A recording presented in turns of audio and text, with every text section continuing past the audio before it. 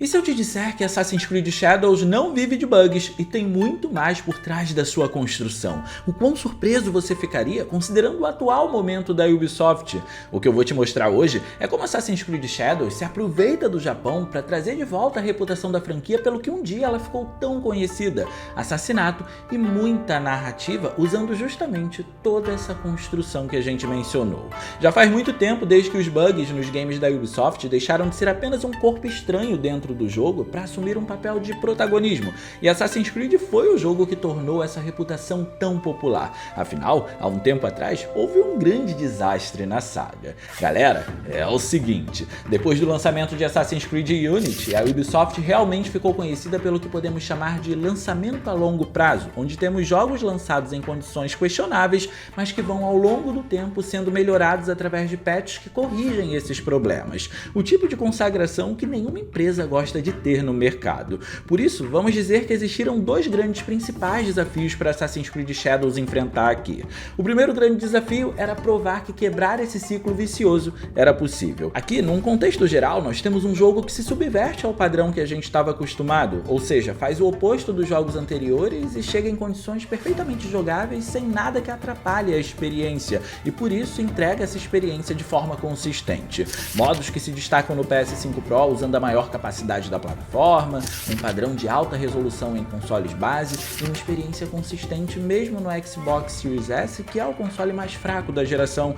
Assassin's Creed Shadows tem bons pontos, e esse primeiro grande desafio acabou sendo concluído. Já o segundo é o mais complicado e tá por vir. Assassin's Creed Shadows é um daqueles jogos que você só consegue jogar se você tiver um console de nova geração. O jogo resgata a essência da franquia, te coloca em combates viscerais e ainda por cima entrega um dos visuais mais bonitos da atualidade usando justamente esses consoles. E como para ver tudo isso você precisa de um Xbox ou de um PlayStation, o melhor caminho é a Forte Games. Lá você pode garantir o seu Xbox Series S com um preço menor que o sugerido pela própria Microsoft, pode conseguir edições especiais do Xbox Series X com preços imperdíveis e ainda por cima consegue o seu PlayStation 5. E além de muita segurança, aqui você tem tudo isso com muitos benefícios que não dá para encontrar em qualquer lugar na internet. Na ponta do lápis você percebe que você economizou muito mais do que você imaginava. Na loja você tem desconto no pagamento à vista, pode parcelar em até 9 vezes sem juros, podendo escolher inclusive até 2 formas de pagamento, e além de tudo, eles ainda enviam o seu produto usando o Sedex e você não paga nada mais por isso. Então pode procurar que você não vai encontrar outro lugar que te dê tantas facilidades na sua compra, e como ela tem sistemas de segurança para proteger o seu dinheiro e atendimento humanizado no WhatsApp para tirar todas as suas dúvidas, você tem 100% de garantia de que seu produto vai chegar. Então não perde tempo, porque além dos excelentes preços, a Forte Games ainda te dá muitas facilidades para você finalmente comprar o seu console. Vai para a loja garantir o seu produto, link no comentário fixado e na descrição. Graças ao enorme protagonismo dos problemas técnicos nos jogos anteriores, os pontos positivos acabavam sendo minimizados. Assim, existem muitas coisas por trás de Assassin's Creed Shadows que podem ficar obstruídas. Então, o segundo grande desafio é fazer com que essas coisas tomem conta da atenção de quem está jogando, não dando espaço para os bugs acontecerem. E isso, de uma forma geral, é interessante por aqui, porque a gente tem uma ambientação em terras nipônicas agora. E essa é a grande vantagem do jogo para poder trazer esses pontos positivos à tona na tela. Afinal, na franquia, o que estamos prestes a ver é a primeira vez que está acontecendo.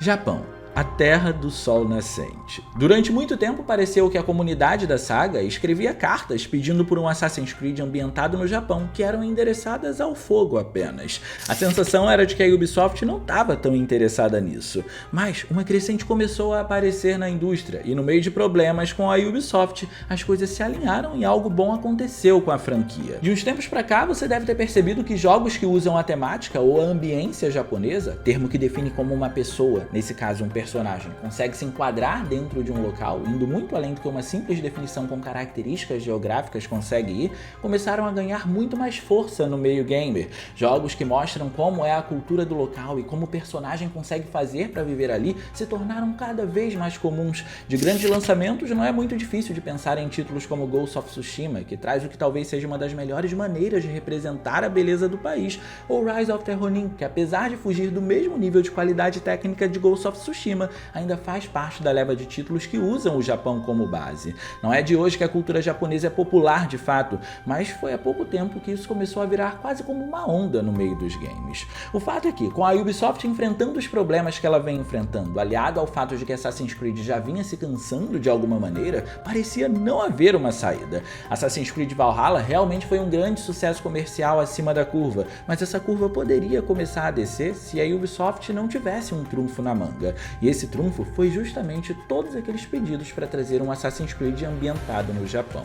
O que antes poderia ser uma ideia fora do contexto, agora encontrou o melhor momento para acontecer. Não só a indústria e o público têm se mostrado cada vez mais abertos a receber mais conteúdos usando países asiáticos como ambientação, como também essa era uma maneira da Ubisoft se conectar mais uma vez com os fãs ao atender pedidos de longa data. Não dá para dizer que Assassin's Creed Shadows é a maior inovação da franquia, também não dá para dizer que ele é o que mais busca revolucionar o conceito ou a maneira como o Japão é trazido, mas o que com toda certeza ele sabe fazer e explora de maneiras que a gente não viu na indústria ainda é trazer a história do local para dentro da ficção com detalhes pouco explorados. Não é nenhum segredo que o Japão é conhecido por duas figuras centralizadoras, os ninjas e os samurais. É um tanto óbvio que em um país onde tantos conflitos aconteceram, encerrando e iniciando novas eras com uma média de a cada 400 anos, existiam características e classes muito mais poderosas que essas.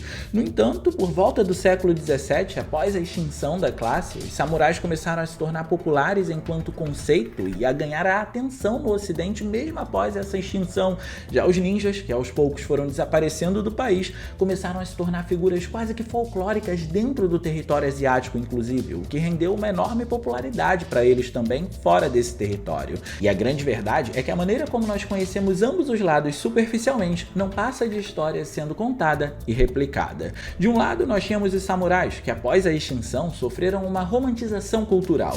Essa romantização aconteceu graças à popularização da classe deles em países externos, e como o Japão estava ganhando força no ocidente, foi um mecanismo dele de mostrar poder.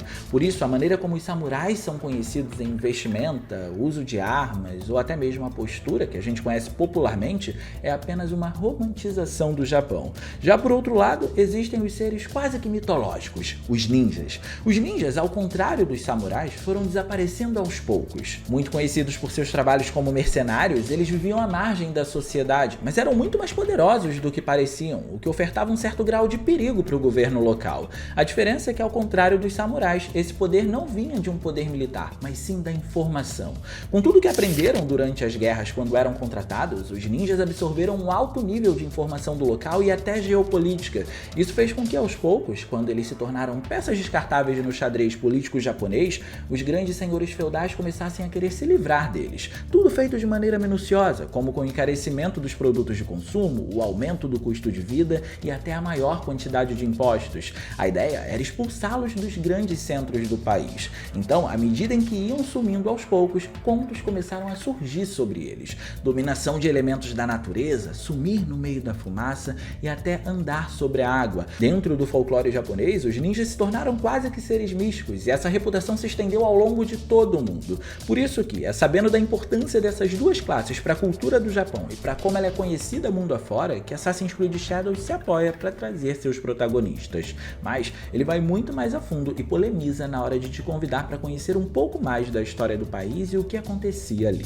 Trazer o jogo com um samurai não é nenhuma surpresa. Todo mundo já entendeu que os samurais são quase como um símbolo de como o Japão é conhecido no ocidente, e isso já apareceu em diversos jogos. Alguns, como o Onimusha, por exemplo, há mais de 20 anos atrás já abusavam do clássico conceito romantizado estabelecido no ocidente de samurais honrados com o próprio código de conduta deles, que é conhecido como Bushido, um código que basicamente diz como o samurai precisa se comportar. Outros exploram a vertente indo um pouco mais a fundo e mostram o outro lado dessa classe, relatando a história dos Ronins, como o próprio Rise of the Ronin faz, que basicamente eram samurais conhecidos por não terem mestres ou como desertores, uma categoria que aumentou após a disseminação da classe, já que muitos ficaram revoltados após esse evento. A parte curiosa é que, ao contrário de jogos como esses, aqui a gente não encontra muito disso. O que nós encontramos no protagonismo de Assassin's Creed Shadows, na verdade, é um samurai negro, e seu nome é Yasuke. A importância de Yasuke vai para muito além do que a gente enxerga na história do jogo, E não se resume a um simples serviço social, porque assim como muito do que a gente encontra em qualquer game de Assassin's Creed,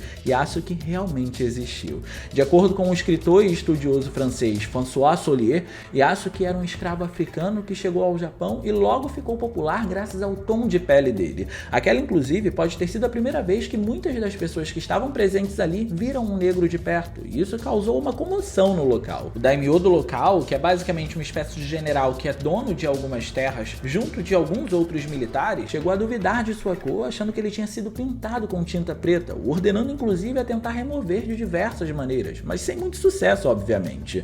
Mais forte que o comum, um tom de pele completamente diferente dos nativos e até dos próprios estrangeiros que visitavam o país, como a China ou Portugal, tudo isso fez com que Yasuke fosse admirado pela população. Foi com características como essas que, dentro da história real, Yasuke assumiu o papel de Kosho. Kosho basicamente era um assistente de samurai responsável por fazer aquelas tarefas mais básicas ao comando deles, mas essa é uma definição muito voltada para a Idade Média. Com os avanços dos anos, os Koshos começaram a ganhar mais atribuições e chegaram a ser reconhecidos como os aprendizes dos próprios samurais, e é nesse ponto que a história oferece uma figura importante, porque Yasuke só recebeu a chance de se provar como samurai quando, naquela comoção na cidade, o daimyo a quem ele chamou a atenção foi ninguém menos que Oda Nobunaga. De acordo com a história, Nobunaga foi brutal em suas guerras, sejam elas políticas, econômicas ou no próprio campo de batalha. Desde cedo ele ficou encantado por armas de fogo, era impiedoso e chegou até mesmo a casar por pura politicagem. Uma figura como essa naturalmente tem sempre muito potencial para se tornar vilão, já que cada uma dessas ações são carregadas de muita frieza, uma das principais características para alguém vilanizar qualquer tipo de história. Não foi à toa, inclusive, que na saga Onimusha ele antagonizou os 3 primeiros jogos. O jogo se amparou nessa reputação implacável dele para exponenciar isso ao máximo na vilania de um personagem, fazendo com que ele ressurgisse do além mesmo após ter sido assassinado. A grande sacada é que ele ser vilão ou não, aqui não é o principal ponto positivo da presença desse personagem, porque o que realmente importa em Nobunaga para um jogo como Assassin's Creed é o papel que ele desempenhou na história real e como o título se apropria disso para criar a sua própria narrativa e dar complexidade a ela. Pouca gente, por exemplo, sabia da existência de Yasuke na vida real. Isso só foi possível porque Nobunaga o tornou visível, então o jogo usou isso em seu favor para trazer contexto histórico e muita curiosidade pra gente. É esse conjunto de camadas que faz com que Assassin's Creed Shadows se aproprie tão bem de um contexto como dos samurais para dar vida ao jogo de maneira tão única, como nenhum outro jogo tinha feito. A gente encontra um samurai diferente de todos os outros, aprende um pouco de história com isso e, de quebra, com a força bruta dele, ainda temos a vantagem nos combates diretos durante a gameplay. Esses são os benefícios de termos Yasuke aqui. Jogando com ele, inclusive, você percebe como a jogabilidade é muito mais voltada para mostrar a violência refletida pela liderança de Nobunaga no período Sengoku. Foi um período conhecido como a Era da Guerra, então não tinha personagem melhor para evidenciar isso. E passando longe dos combates furtivos, é assim que você se sente ao enfrentar diversos inimigos em tela com Yasuke, sempre em uma constante guerra. Mas é claro, ainda existe a outra vertente dessa história. Sekiro, Ghost of Tsushima, o finado Tenchu, jogos modernos de espionagem. É difícil pensar em títulos como esses, sejam eles ambientados ou não no Japão, e não estranhar positivamente, eu digo, a inclinação que eles têm para como os ataques furtivos se desenvolvem. Tudo lembra o que a gente conhece dos ninjas. Em Splinter Cell, o personagem abusa da escuridão usando trajes pretos para não ser visto. Em Ghost of Tsushima, como o próprio nome já sugere, ser um fantasma é mais do que apenas uma opção. Sekiro te dá muita liberdade nos combates, mas ainda te diz que furtividade é mais letal. E Tenchu nos traz para onde queremos, a Era dos Ninjas. Assassin's Creed Shadows te dá a possibilidade de controlar Naoe, uma kunoichi, termo usado para mulheres ninjas. Ela é a outra protagonista do jogo. Ela tem habilidades completamente diferentes das de Yasuke, mas também é a que mais abraça a história do Japão para estruturar esse jogo dentro da premissa original da série no sentido gameplay. Desde o início de Assassin's Creed, a ideia de trazer furtividade foi muito explorada. Talvez com o tempo, em especial quando chegamos na era dos RPGs, isso foi se perdendo um pouco e diria que até deixou de ser importante, mas a premissa inicial era essa, agir furtivamente como um ninja. O que Naoe faz aqui é o resgate da essência da franquia por usar a classe ninja para explorar ao máximo o que um dia fez Assassin's Creed se tornar tão emblemático, a furtividade. Ela é o motivo do porquê tanta gente queria um Assassin's Creed no Japão. Naoe pode se pendurar no teto das casas, pode usar os meios mais improváveis para se esconder dos inimigos e até fazer o uso da própria escuridão para não ser vista. Inicialmente, os ninjas eram conhecidos pelas habilidades de serem serem agentes secretos, nada de armas ou coisas do gênero. A missão deles era apenas espionagem e infiltração. Nunca foram conhecidos pela honra ou algo assim, já que eles agiam sempre nas sombras à espera de um deslize dos seus inimigos. Mas, mesmo sendo taxados como desonrados, sempre foram contratados para a execução de serviços como esses. Depois, com o aumento dos conflitos no Japão, a segurança dos locais foi aumentando. Mais samurais foram sendo contratados. A classe estava entrando aos poucos na nobreza e fazendo parte até mesmo da política, se espalhando cada vez mais a ponto de serem detentores até de terras. Por isso, se infiltrar começou a ficar mais difícil e muitos ninjas eram capturados e torturados. Então, como forma de defesa, os ninjas começaram a desenvolver o seu próprio estilo. Andar nas sombras com passos na surdina era apenas um dos diversos mecanismos de infiltração agora. Eles não apenas criaram as próprias armas, como também desenvolveram o próprio código de conduta e também estilo de combate, com um conjunto de técnicas vindas de diversas artes marciais, só que adaptadas para furtividade e agilidade na eliminação dos inimigos. Eles eram letais. E tudo isso, de fato, é aproveitado em Assassin's Creed Shadows a ponto de você se sentir como um personagem completamente diferente ao assumir o controle de Naoe. Mas acredito que o mais importante do papel dela aqui é usar cada um desses elementos para resgatar e talvez até mesmo adaptar para o conceito de RPG, o que um dia a saga usou tão bem. Fazia tempo que Assassin's Creed não trazia pra gente uma sensação de controlar um verdadeiro assassino tão boa, e Naoe faz isso com maestria, trazendo todo esse conceito dos shinobis. Ao contrário de Yasuke, ela tem pouca resistência nos combates, mas muita agilidade. Escalar edifícios não era um problema. Existem momentos que a furtividade e a sabotagem também são muito explorados para fazer jus a como os ninjas eram conhecidos. É assim que Naoe estrutura Assassin's Creed de volta aos eixos e usa o Japão para fazer isso. Você, por muitos momentos, vai se sentir um assassino de verdade aqui. Com tudo isso dito, num conceito geral, a gente pode dizer que, historicamente falando, Assassin's Creed Shadows usa Yasuke como gancho para explorar mais das histórias não contadas ou pouco faladas do Japão. A gente viu isso sendo feito ao longo de toda a série, e aqui não seria diferente. Ele é uma verdadeira porta de entrada para um mar de informações que a gente nem sabia que poderiam ter algum tipo de conexão, como o fato dele conhecer Oda Nobunaga. Enquanto isso, temos Naoe, que explora os seres folclóricos da cultura japonesa e os usa para redimir a saga por ter parado de fazer jus ao nome que ela carrega há tanto tempo depois de ter entrado na era dos RPGs, um nome que a gente conhece por Assassin's Creed. No fim, parece que nem todas as nossas cartas foram endereçadas ao fogo, pelo visto a Ubisoft guardou algumas delas, e que bom por isso, Assassin's Creed voltou a ser Assassin's Creed. Por isso, já aproveita para poder deixar aqui no campo dos comentários o que você achou do jogo e com quem que você prefere jogar, com o Yasuke como samurai ou com Naoe como uma kunoichi. Deixa aí que eu quero saber como é que tá a sua experiência com o jogo. E no mais, eu vou ficando por aqui, espero que vocês tenham gostado desse vídeo. Não se esquece de clicar no gostei, porque isso ajuda pra caramba. De quebra você faz a boa ação do dia e se inscreve no canal para não perder nenhum vídeo que a gente postar por aqui. Um grande abraço e a gente vai se ver na próxima.